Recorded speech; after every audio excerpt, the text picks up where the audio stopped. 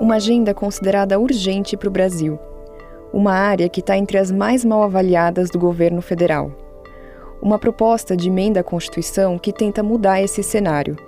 E a resistência de governadores e parlamentares de oposição ao projeto apresentado pelo Executivo para a Segurança Pública, num debate que mexe com os papéis das autoridades nas políticas de combate à violência. Eu sou a Mariana Vick e esse aqui é o Durma Com Essa, o podcast semanal de notícias do Nexo.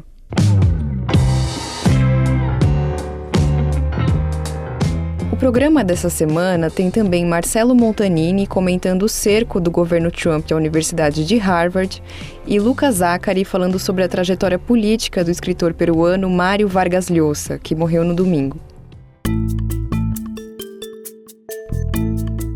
A oposição no Senado Federal apresentou na terça-feira uma proposta de emenda à Constituição que busca ser uma alternativa à PEC da Segurança Pública do governo federal. Assinada por 27 senadores, incluindo parlamentares de partidos com ministérios na gestão Lula, a proposta atribui ao Legislativo a competência exclusiva para criar normas sobre a segurança pública no Brasil. E diz que os estados têm autonomia na gestão dessas políticas. A proposta faz coro às críticas de governadores e da oposição à PEC apresentada ao Congresso no dia 8 de abril pelo ministro da Justiça, Ricardo Lewandowski. A mudança nas regras para a segurança pública, que é uma das áreas mais mal avaliadas do governo, é uma das prioridades do governo Lula para 2025. Mas no texto de justificativa da PEC da oposição, os senadores dizem que os estados não podem ter interferências indevidas, ou seja, interferências do governo federal, nas suas políticas de segurança. A PEC do governo federal propõe uma integração entre a União e os estados para elaborar e executar as políticas de segurança pública. O objetivo é dar mais eficiência ao trabalho das autoridades no combate às organizações criminosas. Um dos pontos mais importantes do texto, por exemplo, dá status constitucional ao chamado Sistema Único de Segurança Pública, que foi criado em 2018 por lei ordinária. Então, esses dois pilares me parecem absolutamente fundamentais. Primeiro, integração de esforços entre as polícias. Segundo, verbas necessárias à moda do SUS e do sistema de educação para que realmente possamos fazer um enfrentamento adequado. Você ouviu aí o ministro Ricardo Lewandowski numa sessão desse mês na Comissão de Segurança Pública do Senado. Ele também disse, na ocasião, que o governo está ao lado dos policiais brasileiros. Para ele, os agentes de segurança devem ser louvados por colocarem suas vidas em risco em prol da comunidade. A PEC do governo também faz outras mudanças.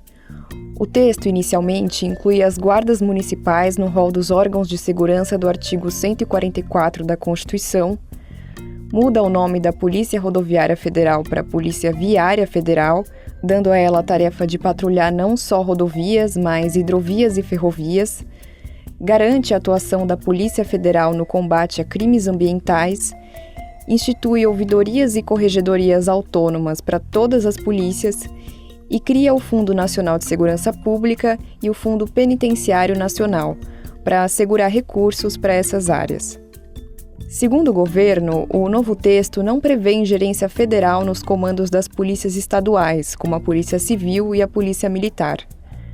A PEC também não muda a atual competência dos estados e municípios na gestão da segurança pública. Vale lembrar que hoje são esses governos os principais responsáveis por essas políticas, principalmente os governos estaduais. Mas, segundo a proposta, a União vai poder estabelecer diretrizes gerais para a política de segurança e defesa social, incluindo também o sistema penitenciário. A gente não quer mandar da polícia, isso é da responsabilidade dele. O que a gente quer é compartilhar, porque se a gente não fizer isso, a violência vai continuar. Se a gente não fizer isso, as balas perdidas vão continuar matando criança na porta da escola, vão continuar matando inocente. Você ouviu aí o presidente Luiz Inácio Lula da Silva falando sobre a PEC da Segurança Pública, num vídeo que foi publicado em fevereiro pelo canal do governo no YouTube. Lewandowski apresentou a PEC no dia 8 de abril durante uma reunião com líderes da Câmara dos Deputados na residência oficial do presidente da Casa, Hugo Mota, do Republicanos da Paraíba. O ministro disse naquela data que havia unanimidade dos parlamentares quanto à urgência do tema. Já o Mota disse que a pauta deve ser prioritária na sua gestão na Câmara. Mas a base aliada do governo Lula já reconhece que há resistências para a aprovação da proposta elaborada pelo Ministério da Justiça. A principal preocupação é com a autonomia dos estados e municípios na gestão da segurança pública. Governadores das regiões Sul, Sudeste e Centro-Oeste, que são na maioria de oposição ao governo, têm feito pressão sobre as bancadas estaduais no Congresso para não aprovar a proposta do Ministério da forma como ela foi apresentada ao Legislativo. Agora, segurança pública tem suas peculiaridades. Eu conheço a segurança pública do estado de Goiás, mas eu não conheço segurança pública na Amazônia. Eu não sei como tratar a segurança pública na região de fronteira. Eu não sei como tratar a segurança pública na região do litoral. Então, nós temos que entender que cada estado tem a sua peculiaridade. Não é uma regra única, tá certo? Que vai decidir o que deve ser uma regra para todos os estados da federação. Esse engessamento, ele não vai dar certo. Esse aí que você ouviu foi o governador de Goiás, Ronaldo Caiado, do União Brasil, numa reunião com o presidente Lula em 2024. Caiado também disse que a PEC representa uma usurpação do poder dos estados. O goiano é pré-candidato à presidência em 2026. Lewandowski já fez mudanças na PEC depois das reações da última semana. Ele desistiu, por exemplo, da alteração no nome da Polícia Rodoviária Federal para a Polícia Viária Federal, segundo a CNN Brasil. Por outro lado, o ministro criticou a resistência dos estados à PEC, dizendo que ninguém reclama de interferência na autonomia quando se trata das políticas de saúde. A declaração, que foi dada no domingo num evento com advogados em São Paulo e reproduzida pela revista Veja, faz referência ao SUS, que tem uma gestão compartilhada por governo federal, estados e municípios. Para o Lewandowski, a ideia é que o sistema de segurança pública, quando for estruturado, funcione da mesma forma que o SUS.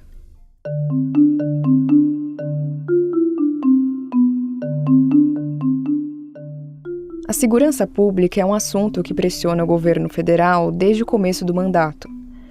O primeiro ano do governo Lula foi marcado por eventos como os ataques às sedes dos três poderes no dia 8 de janeiro, a intervenção na segurança pública do Distrito Federal, o garimpo ilegal na terra indígena Yanomami, a violência contra escolas em várias partes do país e operações policiais sangrentas em estados como São Paulo, Rio de Janeiro e Bahia.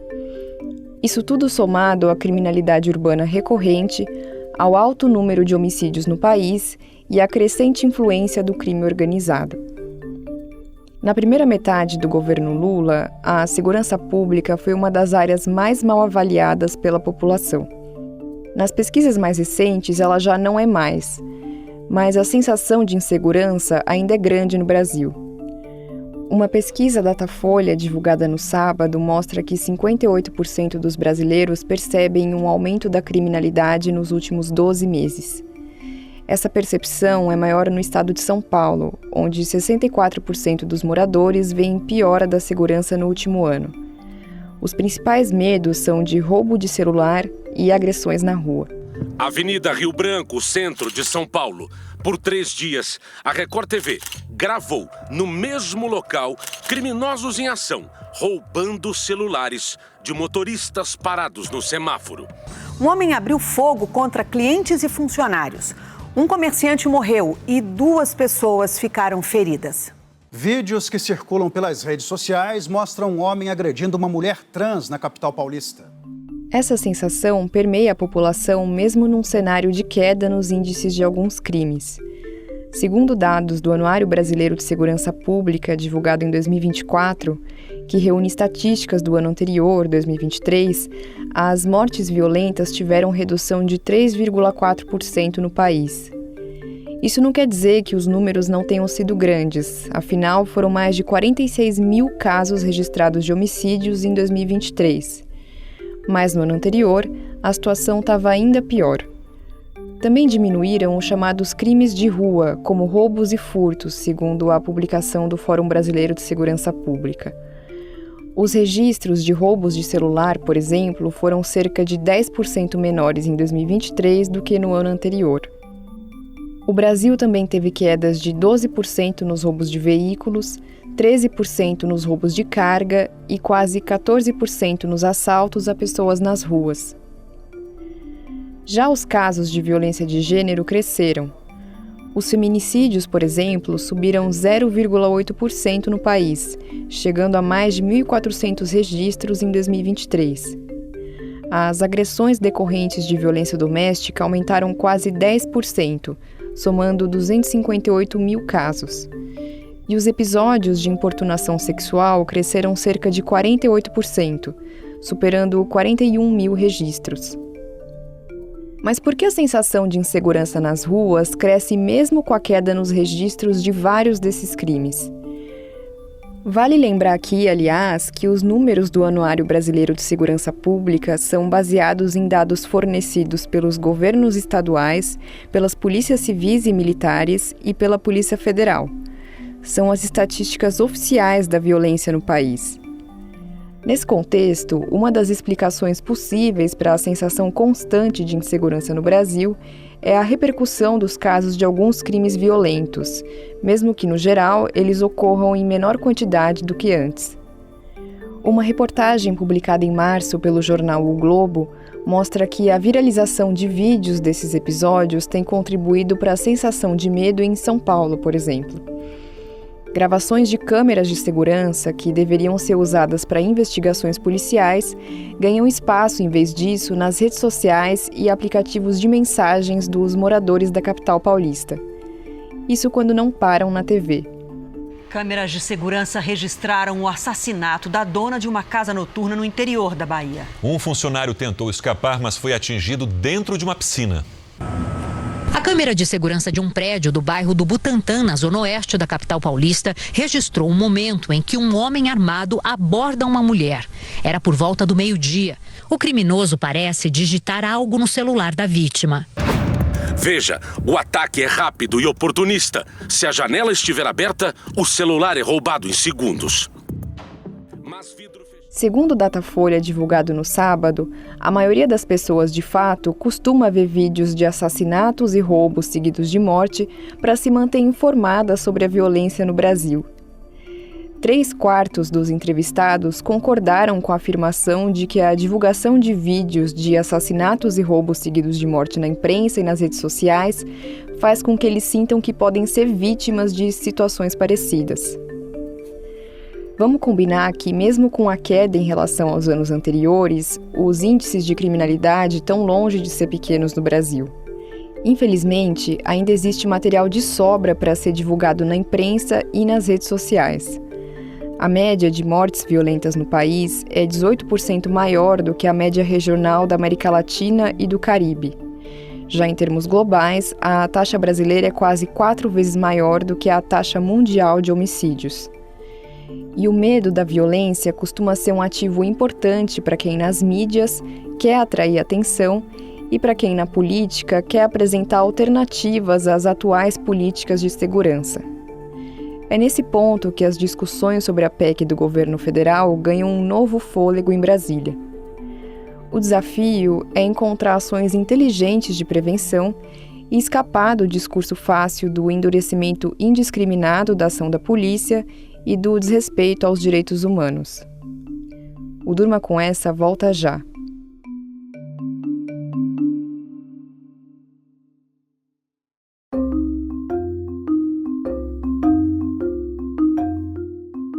O governo dos Estados Unidos disse que está congelando mais de 2 bilhões de dólares em fundos para a Universidade de Harvard, uma das mais famosas do mundo. O congelamento acontece depois de a instituição ter rejeitado uma lista de exigências da Casa Branca, dizendo que o presidente Donald Trump queria controlar sua comunidade. O Marcelo Montanini está escrevendo sobre esse tema. Marcelo, quais eram as exigências da Casa Branca para Harvard? A lista de exigências do governo Trump para Harvard tem uns 10 itens, como reforma na governança da universidade, mudança na política de admissão e contratação baseada no mérito e encerramento do programa de diversidade, equidade e inclusão. Também cobra que a instituição denuncie ao governo alunos hostis aos valores americanos e que contrate uma entidade externa aprovada pelo governo para auditar programas e departamentos que mais alimentam um assédio antissemita, nas palavras do governo. Como você destacou, Alan Garber, que é o reitor da universidade, recusou e o governo congelou fundos federais. A postura de Harvard contrastou com a de Columbia, que semanas atrás cedeu às pressões do governo após ter 400 milhões de dólares congelados. Columbia anunciou reformas institucionais, com regras mais rígidas para protestos em seus campos e maior supervisão no Departamento de Estudos do Oriente Médio. O governo também suspendeu repasses de verbas públicas para as outras universidades de elite, sob a alegação de que as instituições precisam fazer mais pelo combate ao antissemitismo. Esse discurso remonta às manifestações estudantis pró-Palestina que ocorreram em diversas universidades americanas em 2024. Apesar da desculpa sobre antissemitismo, esse é um novo capítulo da guerra cultural de Trump. Sua gestão tem focado também no desmonte de programas de diversidade, direitos humanos e questões de gênero. Enfim, a verdade é que Trump e seus assessores e muitos conservadores veem as universidades como bastiões do progressismo e do multiculturalismo. E a ideia é reconfigurá-las. E Marcelo, quais podem ser os impactos desse congelamento de recursos? A suspensão ou corte de financiamento federal tem ameaçado o funcionamento de centros de estudo, projetos e a manutenção de empregos. A Universidade Johns Hopkins, por exemplo, demitiu mais de 2.000 funcionários. As instituições têm suspendido bolsas de pesquisa. Esse congelamento de recursos, junto com a pressão sobre a liberdade de expressão e de liberdade acadêmica, tem gerado um clima de medo nas universidades e feito estudantes, cientistas e professores considerarem deixar os Estados Unidos. Ou seja, além de acabar com a liberdade acadêmica e atrasar o desenvolvimento da ciência, pode promover uma fuga de cérebros. Canadá e países da Europa têm lançado iniciativas para aproveitar esse potencial êxodo acadêmico americano.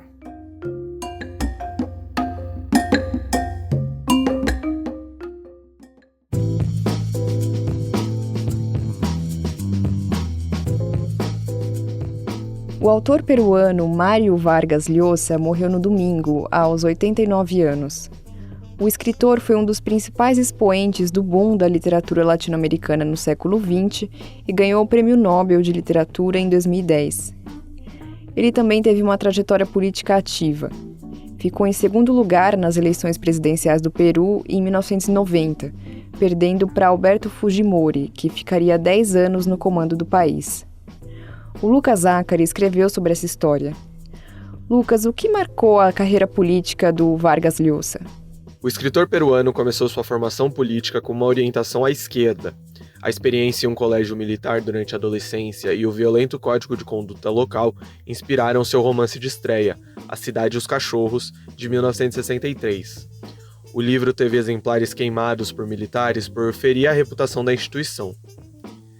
Na Universidade de San Marcos, em Lima, Vargas Llosa fez parte de um grupo marxista. Ao se mudar para a Europa, começou a ter contato com representantes do boom da literatura latino-americana, como o colombiano Gabriel García Márquez, e apoiou a Revolução Cubana. Mas Vargas Llosa deu uma guinada à direita em 1971, quando o governo de Fidel Castro prendeu o poeta cubano Heberto Padilha por críticas à condução da cultura no país. A partir daí, o autor passou a estudar pensadores neoliberais e ter admiração a nomes como o da primeira-ministra britânica Margaret Thatcher. Desde a década de 1990, Vargas Llosa deu opiniões sobre a política latino-americana em colunas no jornal espanhol El País e no Estadão. Ele também declarou apoio a candidatos de direita e extrema-direita no continente, como Jair Bolsonaro, no Brasil, e Javier Milei, na Argentina. E Lucas, como foram as eleições no Peru em 1990? No final da década de 1980, o governo de Alan Garcia entregava o país com uma hiperinflação e conflitos com grupos guerrilheiros. Vargas Llosa se lançou às eleições em uma plataforma neoliberal, com pilares como a estabilização da economia, a privatização de estatais, cortes de gastos e a demissão de funcionários públicos. Apesar de o autor ter sido apontado como favorito nas pesquisas, suas propostas afastaram parte dos eleitores, especialmente votantes de classes mais baixas e rurais. O cenário abriu caminho para o então desconhecido Alberto Fujimori, descendente de imigrantes japoneses e reitor da Universidade Nacional Agrária na cidade de La Molina. Em um mês, Fujimori passou de 4% do eleitorado para 29,2% no primeiro turno, com um tom populista em suas propostas. No segundo turno, Vargas Llosa teve apenas 37,6% dos votos contra 62,4% do então desconhecido. Com a derrota, o escritor peruano voltou à Europa, onde morava. Anos depois, ele disse que a derrota na eleição o fez voltar as atenções para a literatura. Fujimori deu um alto golpe militar e comandou uma ditadura no Peru até 2000, quando renunciou e fugiu para o Japão. Ele foi condenado por crimes contra a humanidade e passou 16 anos preso.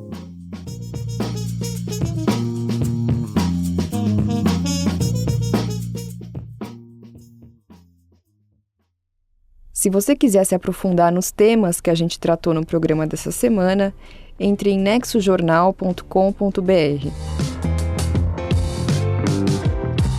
Dos desafios da segurança pública, passando pela perseguição de Trump a universidades e terminando com a trajetória política de Mário Vargas Llosa, durma com essa.